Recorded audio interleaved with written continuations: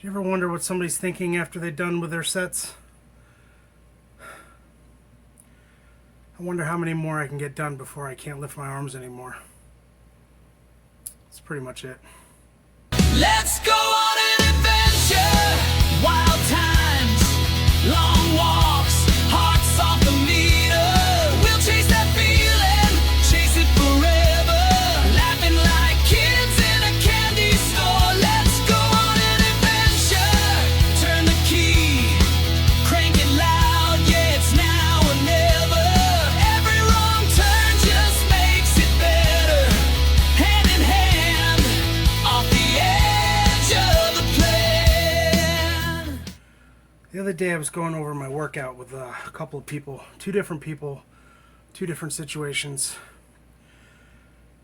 and I went through my entire workout that I do daily, and I've been doing it daily for a couple of years now. I'm in my third year of consecutive days working out. I figured that if I miss a day, Alexa, stop. Gotta hit my set. If I miss a day, it'd be easy to skip 2 days and then skip 3 days, and then it just eventually I'll stop working. So my goal is to just work out every single day. So I got a routine, and I was going down the list of my routine, and these two different people asked me the same question both times. They asked me how come I don't train legs. And I work out every day. I have for over 2 years. Like I said, I'm in my third year. Why do I have to justify my workout to appease you in a conversation? It's not that I don't train legs. Right now I don't have the equipment in my gym to do so. Part of my workout is squats, and I do squats daily. But for somebody who works out every day, I get my road work done, walking, running. Anyway, for somebody who works out every day, I don't need to justify what I do to appease you. In that same conversation, both of them said that I didn't do enough leg workout, but yet my reps were too high for all my other workouts. So which was it? I didn't do enough, or I was doing too much? The fact of the matter is, they were looking for a flaw in my routine that didn't match their average way of thinking. They wanted to justify the fact that they weren't working out at all, or working out as much as I did, to say that I wasn't doing enough, but at the same time I was doing too much. There's no such thing as overtraining. The only thing about overtraining is under recovery. If you don't recover in between workouts, your subsequent workout is going to be diminished. You won't be able to perform as well. You won't be able to hit those maxes or hit those rep ranges that you were accustomed to because you did not recover.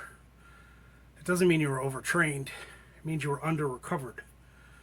So go eat some food, get some proper rest, and come back and hit the gym tomorrow. There's no excuse not to hit the gym or hit your workout, whatever. You don't have time, squeeze it in somewhere. Be that crazy person who's doing squats in the parking lot at the grocery store. Why? Because you got 2 sets in before you went and bought chocolate milk. But get it in. Park further away from the grocery store, get your steps in. You don't have to park right up front. If you're putting in the work and you're doing the work, don't let anybody tell you that you're not doing enough. And if you're actually doing the work, don't ever let anybody tell you you're doing too much. The problem is, if somebody tells you that you're doing too much, is they're trying to justify what they're doing or what they're not doing. You see people all the time on those yo-yo diets. They'll come into work or, you know, school or whatever, and they'll tell you, oh, I'm not eating today, I'm intermittent fasting. And then next week they're, you know, getting cheesecake. Sure, you were fine for a week or 2 weeks or a month, but until you can put it together over a long period of time, you're just trying to ride the current fad. It takes discipline, but it's more along the lines of consistency. That's the word. You come across somebody who's consistent day in and day out, they're not going to question what you're doing or what you're not doing. They may question what you're doing. It's more for the advice that they're looking for, not to look for a flaw in your system. You know, somebody goes to the gym for a month, they have what's called newbie gains. They're gonna, you know, start seeing strength where they've never seen it before. They're gonna jump up in weight significantly. Do it for a long period of time. You don't have newbie gains. You have very little gains. It's more along the lines of plateau and seeing if you could break that plateau to get to the next level. That next level may not be adding 10 pounds to your bench or adding 90 pounds to your squat or your leg press or whatever, your deadlift. That next level could be dropping down to 135 pounds and doing 100 sets at 135 of 11. You may break the plateau. You will definitely get stronger because, yeah, you could bench 225 or 315 or whatever and increase your muscle, increase your strength at those weights. But when you shock the system with high reps and low weight, you're still stimulating the muscles. You're doing it at a lower weight, obviously, but the higher rep is going to cause endurance to be built.